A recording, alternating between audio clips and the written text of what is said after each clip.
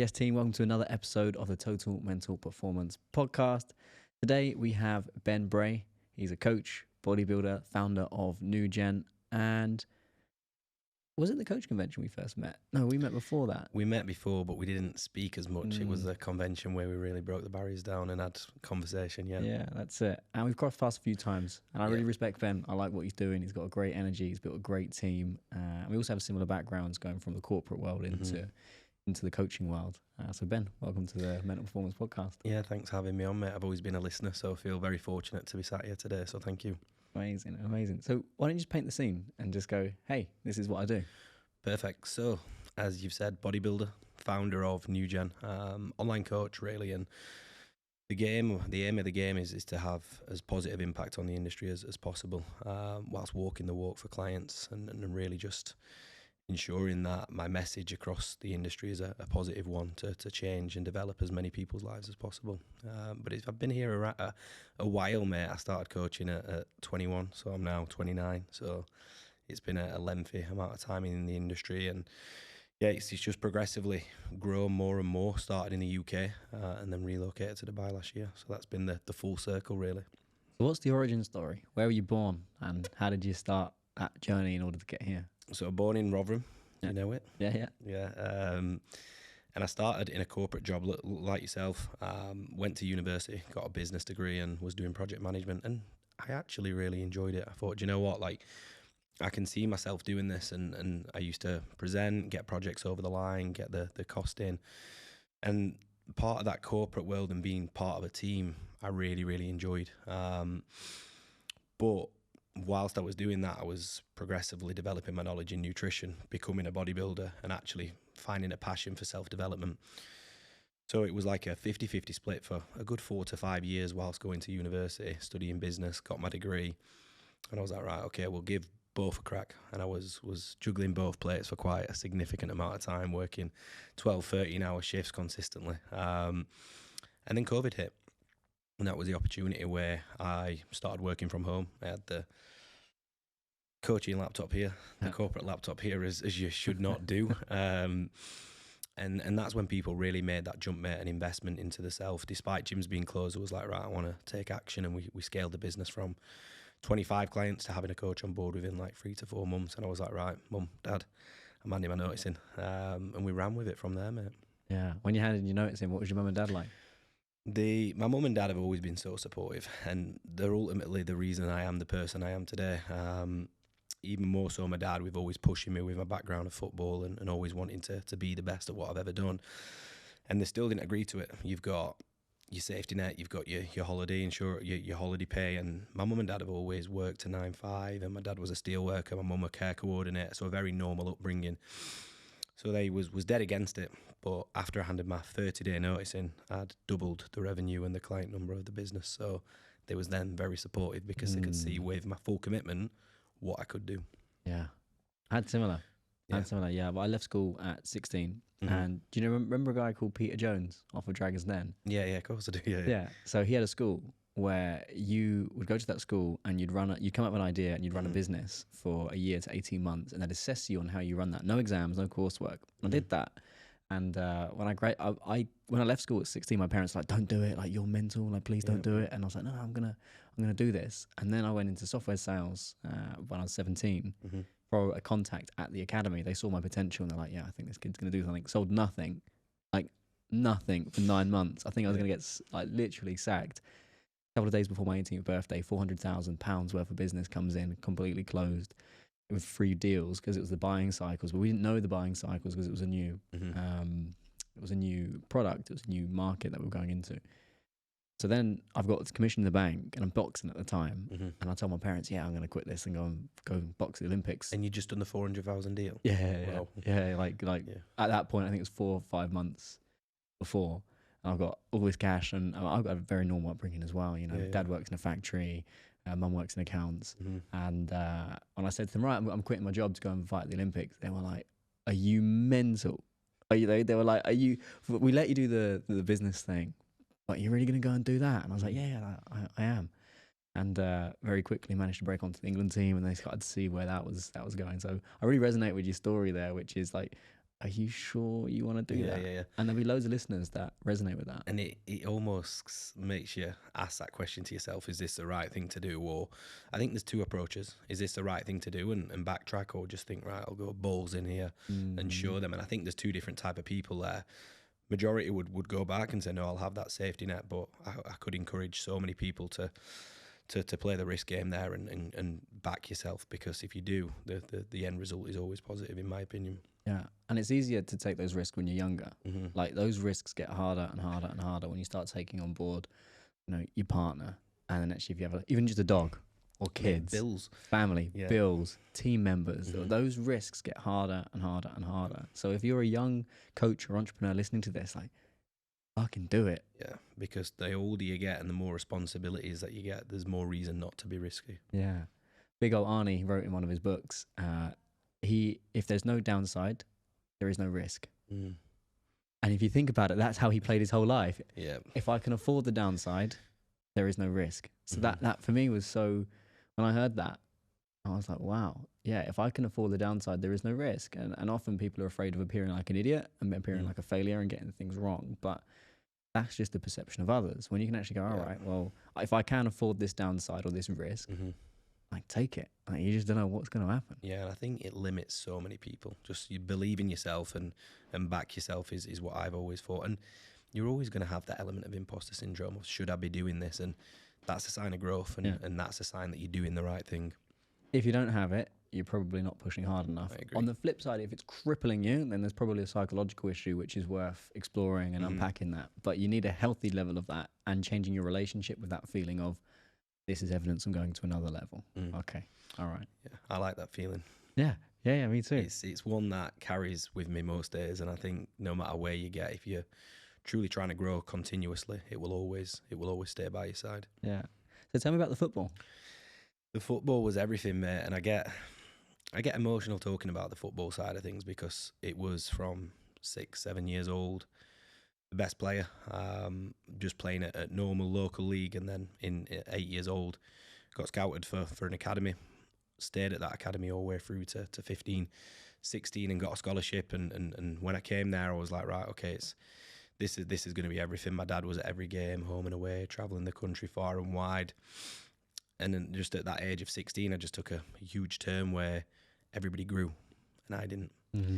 So I went from being the biggest, meanest striker in the game to just being a guy who had not hit puberty, mate, basically, and got bullied every single game. I went from being the fastest to just average paced and scoring 30 goals to then being on the bench and coming on as a sub. And within a year, that was it, from scholarship to released. And while I've not tried at school, I've not really got where I should have been from an academic standpoint. And now this dream of becoming a professional footballer just fell flat on its face. So for me, that was quite challenging, and I continued to pursue it. I didn't give up. I went and played at a high level, semi-pro, and then I got a big injury, so cruciate ligament. And that was really where I remember sitting in the hospital bed. I was due to go to America, as a lot of people do, to try and fly for that little last chance saloon. And looking back, I'm glad I never did. But that's when I went through a period of almost like depression, where I was like, right, I don't really know what I'm going to do. I'm at college now, studying business, PE, and not really an English literature at the time. And I was thinking, where is my life going to go here?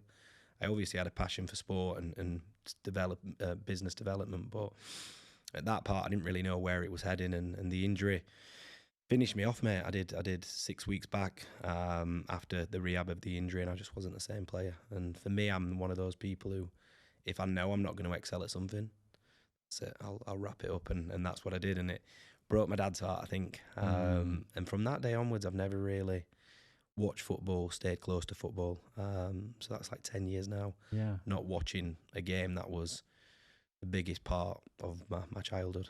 That's still a sore point, you think?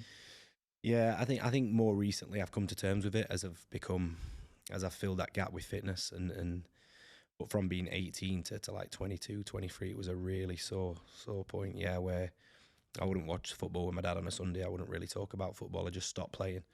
And my dad was like, you're not going to go and play five-a-side, you're not going to. And I was like, no. And I just completely stopped. Sports is ruthless, like absolutely ruthless. And this is why I like business, because business is pretty infinite. Like we can do this for another 20, 30 years if we want, maybe even 40 years. But in sport, game over. You either make it or you don't. And I don't know if you read the book Mindset by Carol Dweck. No, I haven't. I'll get you a copy. Honestly, mate, incredible book. Talks about the difference between a fixed mindset and a growth mindset. A fixed mindset is my abilities are very limited. And I'm not good at that, so I can't get better at it. I can't learn. I can't grow. Growth mindset is I can learn. I can give everything a go. Or, you know what, it's not about my self-worth. I've got to enjoy it and try and figure it out and really enjoy that journey. That's really the difference between the two. The one bit I disagree with her on that, and I'm my own mental performance coach, Hazel Gale, former kickboxing world champion, therapist, amazing woman. But one thing I don't agree with entirely when it comes to sport is there is an element of innate ability. Like there is an element of innate speed and power and strength, and there's no other realm other than professional sport where you really see that. And you feel it. You come up against someone and they're just that bit quicker, that bit stronger, that bit sharper, or they're outthinking you or whatever. Even though perhaps in a broader context, they're not the brightest spark in the world, but on the pitch or in the ring, they are that. And because that's kind of what I like about it is there is a ruthlessness as the better man usually wins. But at the same time, on an identity level, your whole identity collapse, right? I'm going to be a professional football player.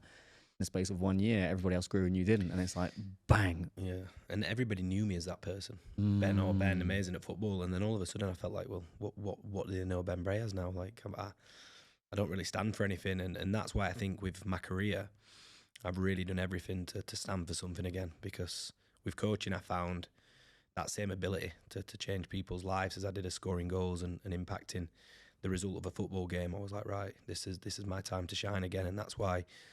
I think over the years I have been incredibly selfish towards my career to create and fill that emotional gap of football not being there anymore. Was there a moment where you knew it was over? Or was it was there a moment where you knew that's done?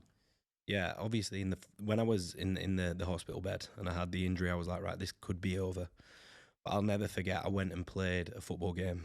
And it was an average side that I played for in the under 8, I think it was under 19s actually. And a side that I would have not even looked at 3 years ago. I'd have not even entertained playing for. And I remember I got put at right back. 3 straight passes. And I was like, what is happening here? And I went off at half time and I said to the manager, just give me 10 minutes. I just want to try and kind of find my feet a little bit. And I remember one of my best mates played for the same side, so he was on the bench, and I hit a couple of passes at him, and I just found my ability to pass the ball as effectively as I could had gone completely. Went back on in the final 15 minutes, and I was just getting rings round me by an average winger, and I went from playing up front to then right back, and I was like, I am just scratching at this now, and this is it. And I went back, and I remember packing my bag, and I was like, right, that's the last time that I'm ever going to play football. And now, even I remember I went to Marbella to do a content trip 2 years ago, and the lads were playing football just round the villa. It's got a pool, football pitch at the side of the villa. I didn't even touch the ball. And like, they're the lads that I played football with growing up, still playing football, still good at football. Yeah, they never made it, but it's still like that self of, I don't want to embarrass myself because I'm not that same person. So I just don't play. Yeah. I hear you. I hear you. For me, I had a similar moment where, there's a few sparring sessions where my body's not working where my head is at. Yeah. So your head's already done the pass, or my head, I've already thrown the right hand, or I've seen their shot come in, and I'm like, I'm going to get out of the way of that, but I haven't, and then I've been hit, and then I throw my right hand, I've missed, and I'm like, there's that disconnect, that mind-body disconnect. I had one moment where I knew it was over. I had to overcome an eating disorder. Boxing's a weight-based sport. So same height I am now, 56 kilos. And I maintained that for, I think, 18 months when I was 19, 20, as you're filling out. And I was just keeping ridiculous, mate. Yeah. But the identity was I'm the giant, air quotes. He's massive for the weight. Don't know how he does it. So I created this persona of Kieran's the big fighter at that weight. And And when it all come crashing down, I was sat in the car outside the boxing gym. I told my coach, Sab Leo, shout out to Sab at Hoddesdon Boxing Club, told him, look, this is it, game over. I'm done. I can't do this anymore. I realised the Olympic dream wasn't my dream anymore, and I actually wanted to go into business and into the business world. I remember him giving me a big hug and sitting in the car and just crying because I just knew Mm. it's over, it's done, and it's just like that. How did you feel that day? Broken, because my identity's gone. Like he's the boxer, he's going to the Olympics, or he's going to fight around the world, he's gonna do something, and then all of a sudden you're not, and it's like, You still box now, don't you? yeah, but it's very different now. Is it for just more of the mental benefits you find now? Just the cognitive hits and pads Yeah, and the release. But last year I tried doing some sparring and my ego took a bit of a bruising.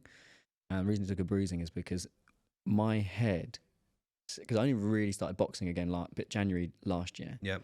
My head still thinks I've got the ability that my 21, 22-year-old self had.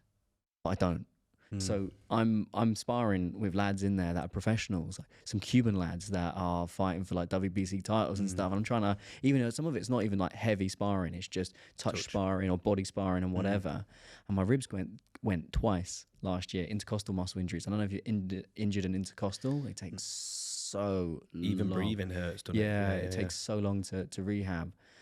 And I just realized that I'm just not that guy anymore, and I'm watching guys in the gym and I'm thinking, in my peak I'd have run rings around you, but I'm now the old man looking from the outside in going, oh man. And it's hard letting that go. Yeah, it's a very, very similar story, and I think it is hard, but would you say now, in terms of what you've built with your business, that gap's been filled and that's why you've turned into the person that you are today?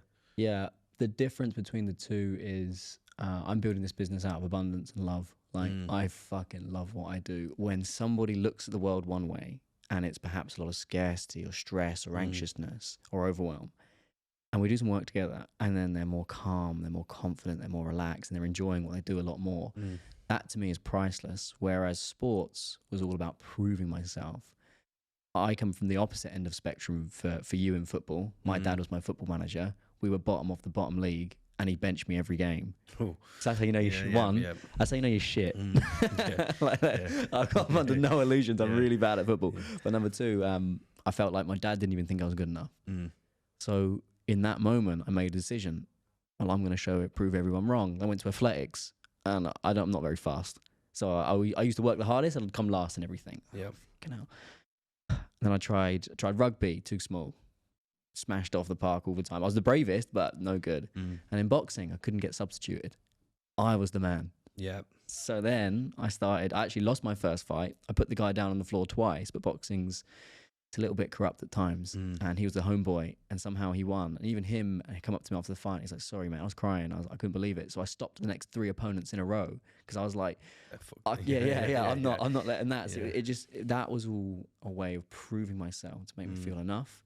Whereas this is very different, because if you think about it as a man, there's 2, 3 things we really measure a man on: his body. Yep. What does he look like? Can he fight?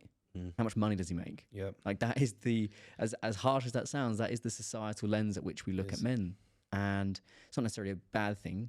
They don't hate the player, hate the game. Well, don't hate the game because you're in it, mate. So just accept that. Yep. Walk into the game and play the rules. But I tried that. So boxing, I can knock people out. I've got a 6-pack. Tick. Software sales, you can see on the leaderboard I'm number 1 and I'm making lots of money. Tick. Yeah. Still didn't feel enough. Still didn't feel worthy. Still felt like it was all proving myself to the outside world. It was only when I looked inwards and I went, well, what do I really want to do? I want to help people. That to me transcends money. That to me, and I'm an entrepreneur. I'm fascinated by businesses and how they run and how they operate and business leaders and whatever. But the reality is I want to help people. So I think since I've plugged those gaps, now what I do, like, I don't think twice. Like this podcast today, we're gonna have a really interesting conversation. How fucking cool is that? I get to do that. So they're the gaps that I've plugged to kind of get to this point. And now it is just, well, how do I want to play this game? And now I'm actually designing the next phase of my life of, okay, well, what do I want the next 5 years to look like? How do I want to not just what do I want to achieve, but how do I want to feel going through the next 5 years and what I pull off? So yeah, I think that's something I've massively learned from you, just from your content, but even people who I know are very close to me who have worked with you and your team, Ryan, who's a coach on my brand, and it's something that I can definitely improve on is emotional intelligence and really, like you said, having that ability to switch on emotionally. And I think something that is still holding me back within my career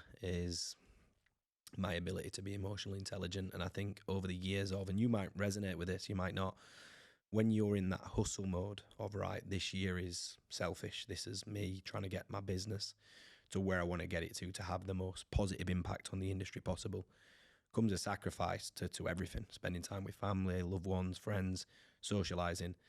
And I think over the last 5 years of doing that, I have almost become emotionally numb. And it's now what I've put as a personal goal this year is to find that emotional side. And I think there's trauma in my life from early years that I went through is why I struggle to show my emotional side. But I think the hustle of the business now has made me even less emotionally intelligent. What does emotional intelligence mean to you? If you was more emotionally intelligent, how would you know? I think being able to, one, tell somebody how you care about them, whether that's a member of staff or whether that's a person that you love. I really struggle with that. Saying to you look nice today, or saying to your girlfriend, you look nice today, and being able to compliment someone and have a positive impact on somebody else's life emotionally. And being able to share how you feel with people, open up to the right people so you can actually embrace how you're feeling, because otherwise only you know how you're feeling. And I think that's a recipe for disaster the longer that goes on. Well, this is really, really normal with driven, ambitious men, right? Very linear. It's like business for you, business, bodybuilding. And I'll do some of the family stuff because it's important, but I'll sprinkle it in when I can around my work commitments. And then it's back to that very masculine way of living. And that's often a defense mechanism because emotions use a lot of energy, and we often see emotion as distraction. Oh, I don't want to unpack that. Oh, that's just going to create noise, or it's just going to take me away from my mission. But the problem is when we emotionally numb ourselves a little bit, we emotionally numb ourselves to the good emotions too. So it's like, okay, well, I'll push down like any stress or worry or fear or whatever. I'll just push that down and I'll just numb that out. But then you're also numbing out fulfillment. Well, love. I got that feeling yesterday. Yeah, how? I bought my dream car. Oh, mate, amazing. No, like, oh wow, I've just bought that. I just drove it out the garage, parked it up last night, took a photo of it, sent it to my mum and dad. Yeah. But that's when I realised, and I thought, wow, like, yeah, I've just bought my dream car. And for me, I'm not a materialistic guy. I don't really resonate with like buying materialistic things, but I've always loved cars. My brother loved cars growing up. I've always loved cars, and coming to Dubai, you'll know you have to take a step back a little bit, don't you, to get your feet here and find yourself. And yeah, I picked the car up last night and I was like, I should have been happier than that. I should have really like enjoyed that moment. And I think I did. But like, even like Claudia, my girlfriend, said to me, she was just like, you should be over the moon tonight. You should be over the moon today. And in my head, all I was thinking is, oh, I've just got this to do when I get back. And that shows me there's work to do there. Yeah. There's two parts to that. One part is the ability to feel that emotional depth and go, oh, actually, no, let me stop and smell the roses. Not, oh, I've got to get these emails done. It's like, no, chill. Like, breathe and smell that. Because this is where we talk about the richness of life. And this is where we want to really explore a multivariate equation of success. Because a very linear version of success, and this is something I'm still working on, by the way, I haven't nailed this, is my health and fitness and my business. And as long as those two are really fucking nailed, like, I'm good. But actually a multivariate equation of success is, okay, well, how much joy do you experience? Are you actually enjoying the journey? Are you creating moments with your family and your friends where you go, yeah, you know what, I wouldn't trade that for any amount of success or in the world. So there's that part. That's the emotional equation. It's feeling safe enough to go into those and opening yourself up to do that.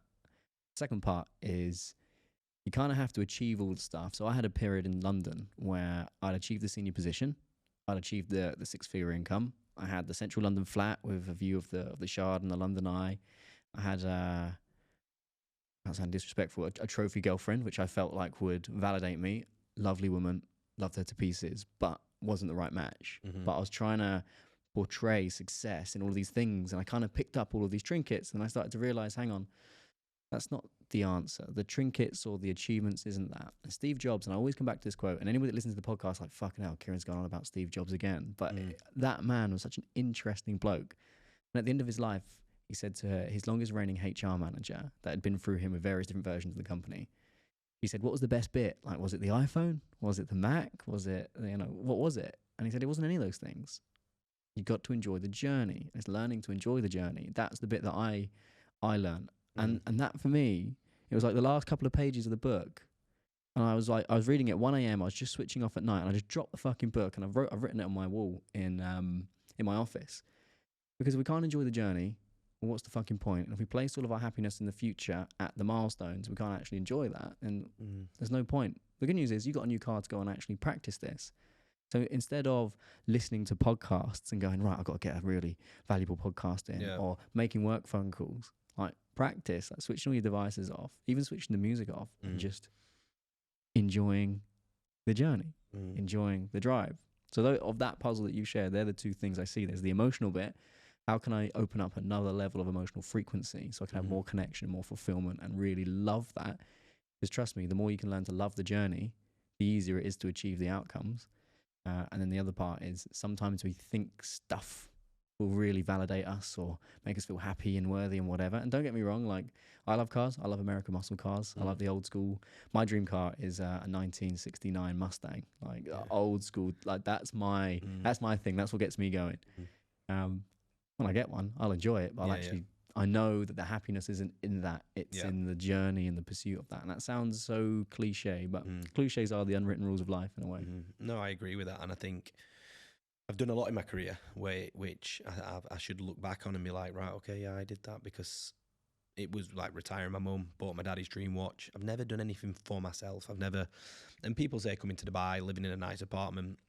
Yeah, that was for myself and giving myself that freedom of, right, okay, I'm going to stand on my own 2 feet here. But yeah, I think yesterday I expected it to hit home a little bit more. And I was like, yeah, there's a gap that needs filling here where I should have got that car, enjoyed it, like you said, potentially just being in that moment.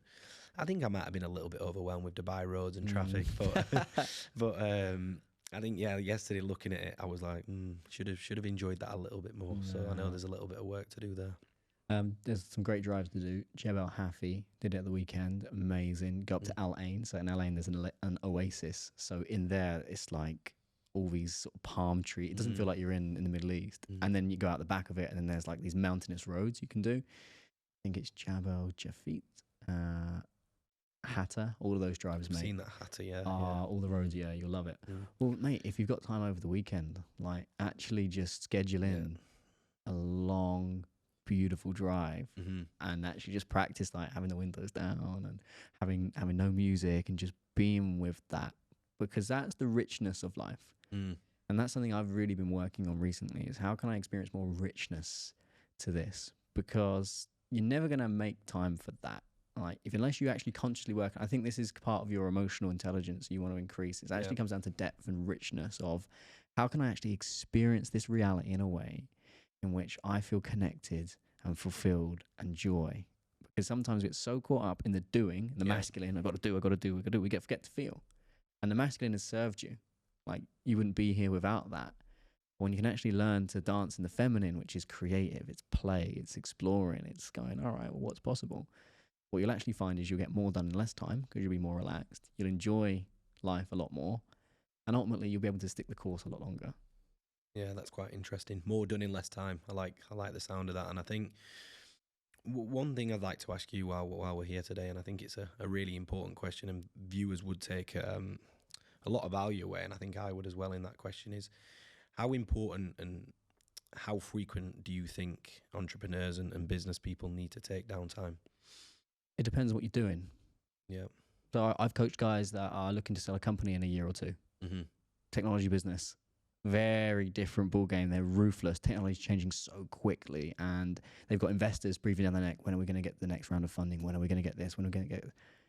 That's a different ball game. So the amount of downtime they can actually take is different. Whereas if you're running a coaching business that you haven't got any intention of selling, then that's a completely different game, because that's your life's work.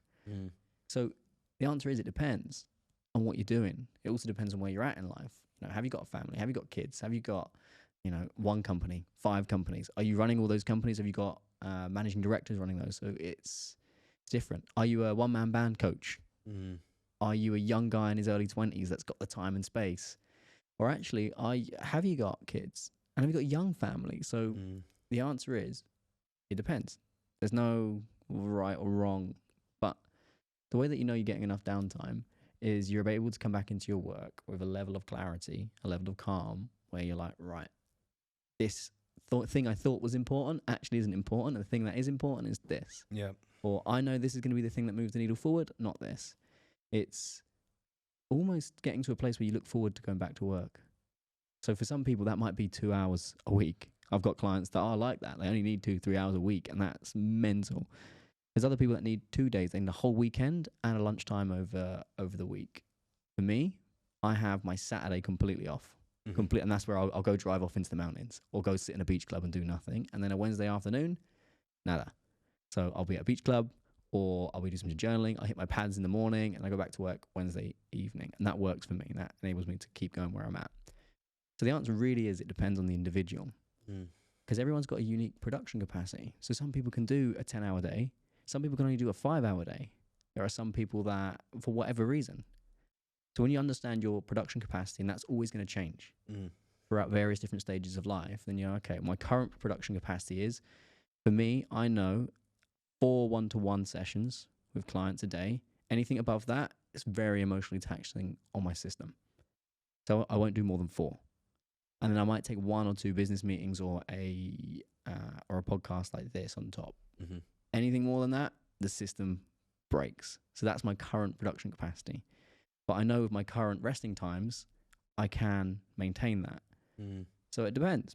I had a period of time where my assistant was away and the internet completely went where she was in the world. So now all of a sudden I've got all this admin stuff on top of that. Then next thing you know, boom, production capacity is highly compromised as to what I can really do. So the answer is it depends, and you just got to look at where you're at right now and what your specific needs are. Because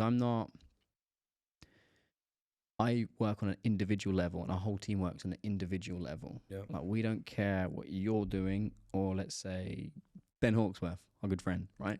Doesn't matter what he's doing. You'll have a different production capacity and different types of production capacity than what he does. So there's no point in going, oh yeah, but this guy does this. That's irrelevant, because you're you. So you got to work on your level to figure out what makes you tick and think and feel, if that makes sense. No, I think it makes a lot of sense, because I think in today's modern world of social media, it's easy to take downtime and then all of a sudden have a quick browse of Instagram and see maybe your biggest competitor working on that day that you're having off, and you might feel guilty. So no, that was a really valuable answer. So it's all about the production capacity. So for me, how many check-ins I can do versus consult calls versus onboarding plans. So yeah, okay, that's a food for thought for me to be able to then apply and actually run at that, because the scalability of my business now has been a constant upward trend for the last 5 years. So it's grown and grown and grown, but I'm getting older now. So I'm not this same 23, 24-year-old. And it's like now I've sacrificed a lot, and a lot of that has been family time. And over the last 3 to 4 years, that was okay. But now I've got a nephew who's free. I've got my brother, my mum, my dad, my step-parents, and it's almost like now it's this year I've said is the year that I give back to them. So my mum's in Dubai in 2 weeks. So as a coach, you will know you work with a lot of online coaches to take time out of the business, especially the more you tap into photo shoot clients, bodybuilders who are prepping, becomes almost impossible, I would say. So yeah, it's something that I definitely want to think about and strategize into my life at the minute, because I've got no shame in saying there's none of that. Do you have a work phone and a personal phone? Yeah, only just 2 weeks ago. How much of a difference have you seen already in that? Yeah, it's a lot better. I have set times now to pick my work phone up, whereas previously I was traveling and I was on it. Yeah. And then it was like, well, I'm just on it now just because I'm in the taxi, or I'm just doing nothing at this 5 minutes. And really, like you said, then I'm never present, even if it's in the taxi looking at the buildings of Dubai and just thinking, wow, I live here. Yeah. There was none of that. So now I feel like with the car, with the work phone, we're slowly but surely getting there and creating, like you said, that balance where you can optimize your performance every day. I want you to look at stress in this way, right? Because we often hear the word stress. Well, I'm not that stressed, and I've learned I'm often more stressed than I think I am. It's just my brain doesn't compute stress the same as other people do. Because I'm up in miles more stress than this, so that's fine. But I want you to compute stress in this way. I want you to imagine you've got a pressure valve of gas at the top of your head, right? And you need to find moments to decompress that. That might be a morning coffee and a journal. That might be, I'm just going to go for a 20-minute drive and just drive around the block and go and do that. It might be, I'm going to a beach club with my partner this week. It might be whatever that is. But the more that you can take little moments, go preemptively versus reactively, the more you're going to be calm, present, and the more you're going to get more shit done in less time. Whereas when you let that pressure build up and build up and build up and build up, build up, that's really where, and this is often where we lack self-awareness, particularly as driven guys, which is like, oh, just fucking plow through. But actually, when you go, oh, I have more energy, I'm more calm, I'm more collected, and I get more shit done in less time. Because there comes a point where your blade is so blunt from trying to chop for so long. Yeah, you can keep chopping, but that's just not the smart way to operate. And the level of thinking and feeling that took you to this level won't be the level of thinking and feeling that will take you to the next level. No. And it's often, we don't let that go yet. Because it's like, yeah, but I know that makes me successful. Or, yeah, but that's what's got me here. Like, that's my edge. Or, what if I drop that? Does that mean I won't be successful anymore? And often that guilt or that, oh my God, what is everyone else up to? And that distraction comes in. When you can learn, well, actually, if I'm more sharp, I will think better. So for me, my mornings are mainly for thinking. And then my afternoons are for doing. See, I hear that with most successful people. That's what I really hear, and he keep hearing that is the first few hours of their day is for their thinking and planning and strategizing. And at the minute, mine's wake up straight into work, because with the way the business is, we have the UK clients checking in the day before, so that then I get their feedback to do straight away that next morning. But the way I might run the business going forward is very similar to that. So same day feedback, give the lads till in the UK like 9 a.m. to check in, and then I'll start work probably at 12 o'clock and have my morning for thinking and, like you said, strategizing and planning on the business, because that becomes more appealing to me, getting up, getting the gym out of the way and operating more on the UK clock. Well, even then, not just on the business, but on you. Yeah, straight away there, you've caught me. On you. Yeah. Because if you're thinking and feeling better, how much better is your business going to be? Because often we look for the tactical stuff. So there's 3 levels to look at any entrepreneurial development. First, at the top of the tree, you've got identity. Well, who is Ben Bray? Who is Kieran O'Neill? Who is whatever, right? And that's where I work. I work on the identity level to begin with, at the beginning of what we do. Because I want to understand what beliefs are in there and what thoughts and thinking and feeling is stopping this guy from being sharper and thinking better to get more stuff done in less time. That's really what I'm looking at. Then you got strategy.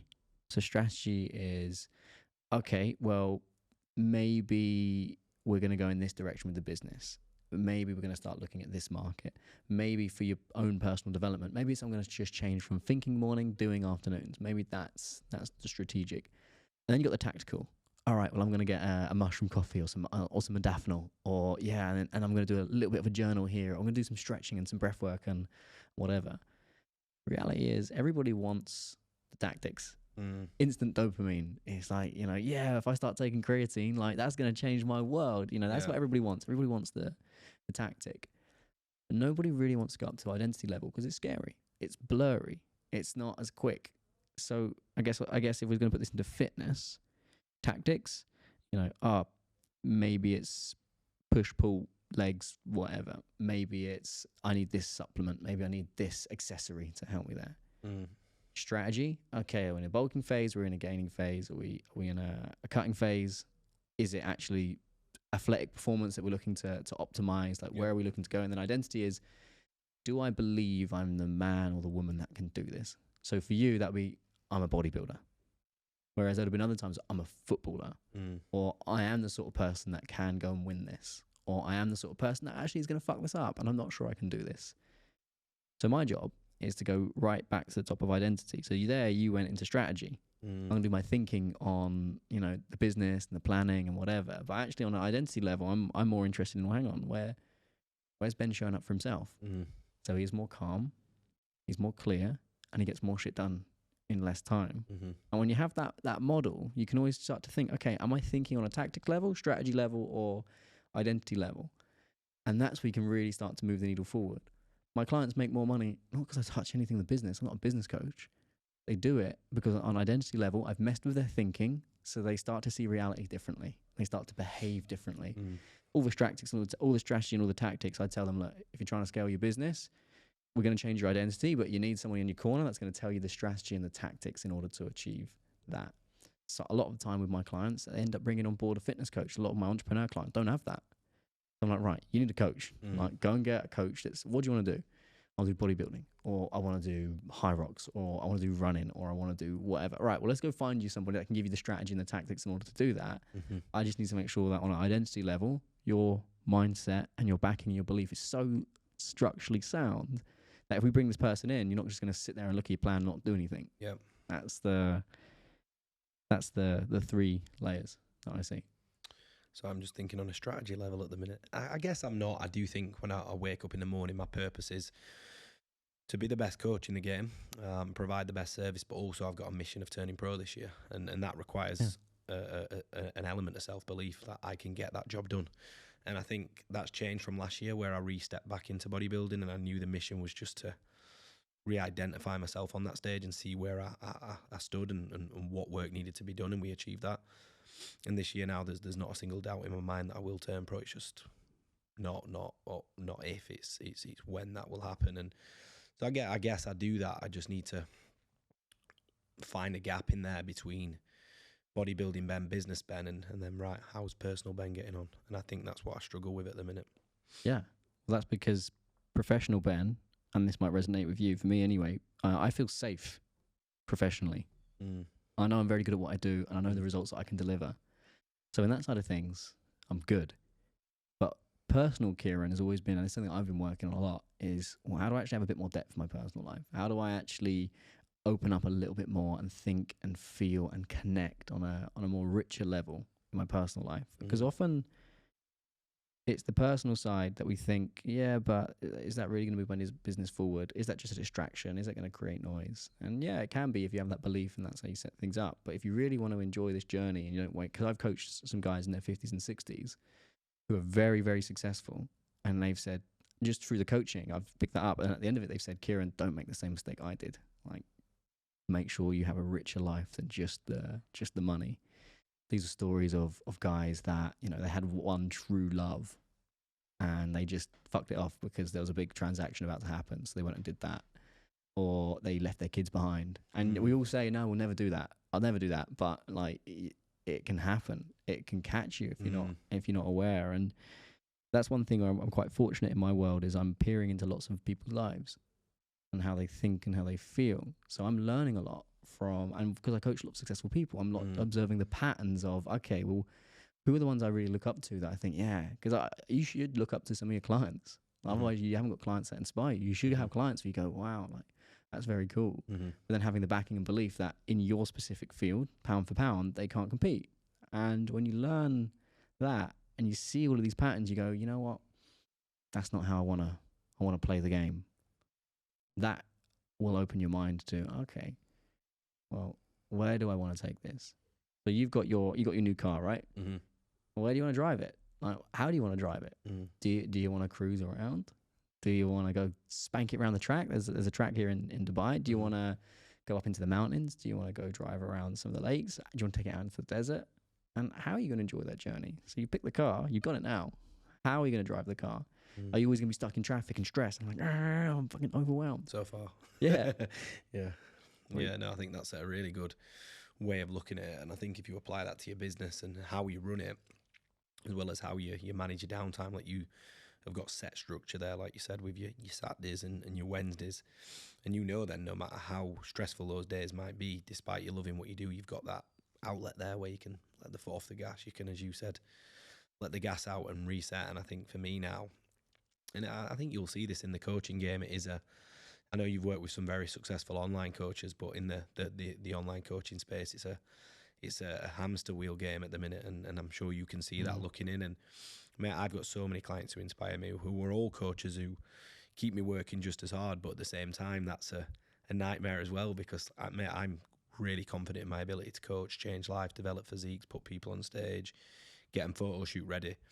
But at the same time, it's like you said, not running at not keep leaving that blade blunt. And I think that's not where I'm at, but I think if you keep running at the pace that I have for the last 6-7 years, it's not going to be a long time till it is at that stage. Well, here's an interesting perspective which not enough people speak about, which is the online business game is very different to a physical bricks and mortar game. And the reason it's very different is because it's all in the mind. None of this shit's tangible. So think about your service, right? What of your service can I physically touch? None. Right. So it's not even based in this reality. It's based in the online reality, right? Yep. So that's all in the mind. So we are using this powerful, powerful computer, but we've not been taught how to use it. So our decisions are infected by the way that we think and feel. Strong emotions make us stupid. They cut down our time frames. They cut down our options. So if we're getting stuck in our own heads, or we're not optimizing our decision making properly, well, we're not even aware of how much puppy fat we're carrying on our minds because we've not been taught how to do it. So and I see this with a lot of coaches that start in the offline world, they try and come into the online world, they're so overwhelmed. They're like, I've got all this stuff to think about, and I've got all these different systems to plug in, and it becomes very complex. Well, you have to be able to have that place where you can slow everything down and breathe and create that space. It's a hamster wheel. It's a hamster wheel. Well, is it?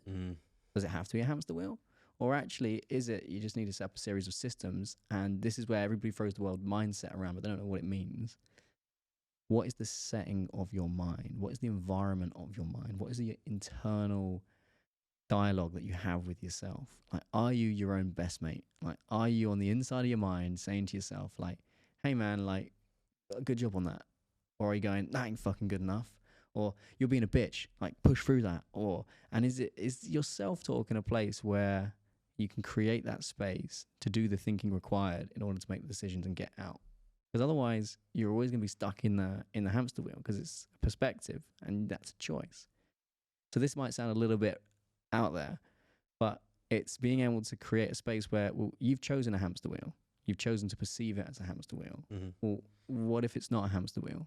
What if it's something else? Where do you want to take that hamster? Do you want it to be a hamster? Do you want it to be a gorilla?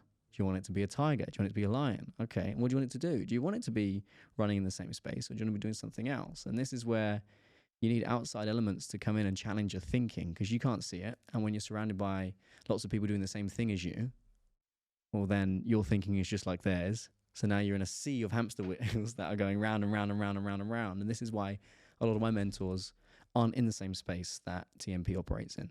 They're in completely different industries because I want different levels of thinking that is going to open up my mind to a different way of being to then bring that to the world. So I appreciate that's pretty abstract. No, but it brought it to life. Yeah. Let's not be a hamster. Let's get off that wheel and have free reign. No, completely understand that, and it makes a lot of sense. And like you said, it's about, if you think like that, that's the way that you're going to operate. So it's I think it all boils down to just having time out of the business to think and actually be present and say, right, okay, yeah, well, this is what I'm good at. These are the time frames that I can deliver. So for me, it's like, right, how many check-ins can I do per day and be the best coach that I can be? How many consult calls can I take and be the best salesman that I can be? And how many other tasks that I can do and be effective?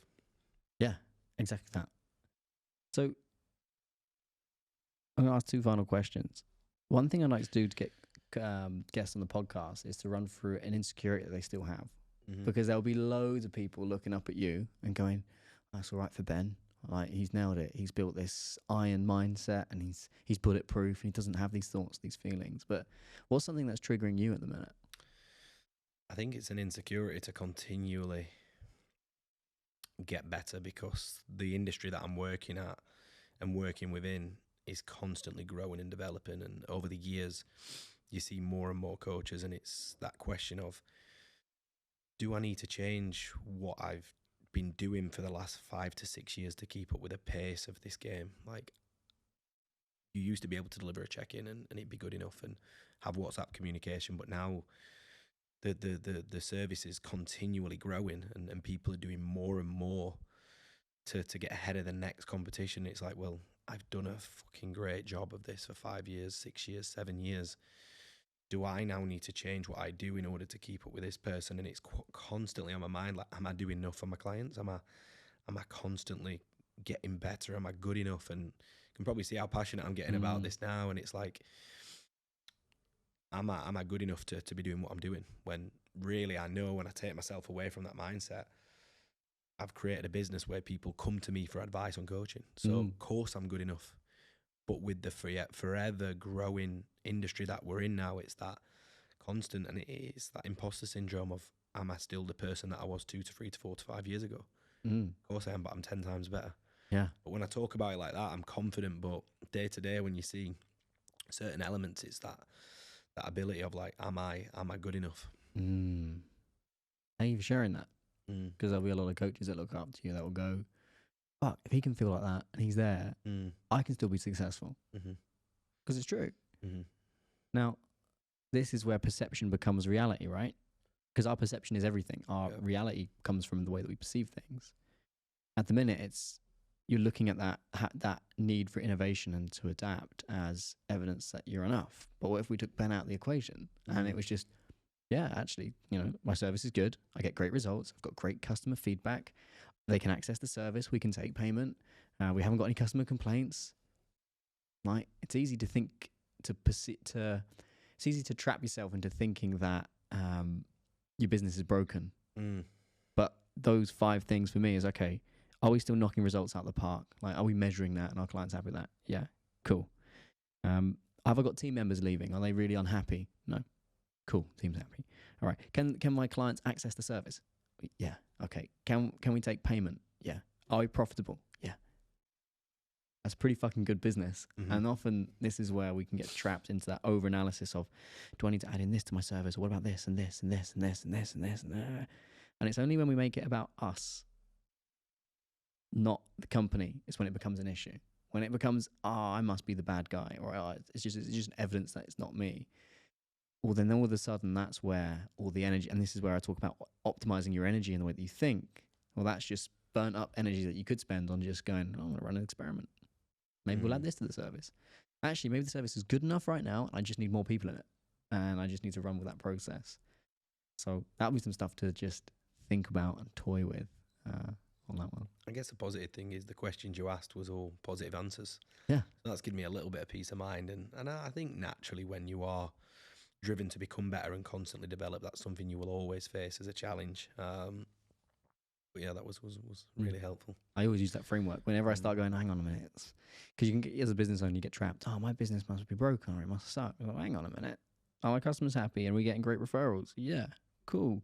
Are my team members leaving? Oh, okay. Can they access the service? Yeah. Can I take payment? Yeah. All right. Are we profitable? Yeah.